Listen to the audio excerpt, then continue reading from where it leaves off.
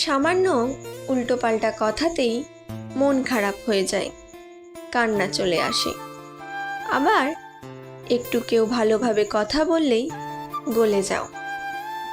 একটু ভালো ব্যবহার পেলেই নিজের ভেবে বসো।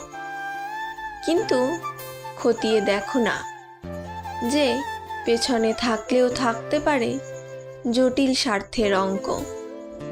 পরে সেই সমীকরণ বুঝতে পারলে তখন নিজের ওপর ধিক্কার আসে। ভাবো, ইস, আমি কি বোকা।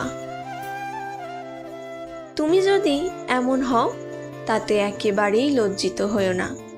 এতে এটাই প্রমাণ হয় যে তোমার একটি বড়সড় হৃদয় রয়েছে। তুমি ভালো মনের অধিকারী।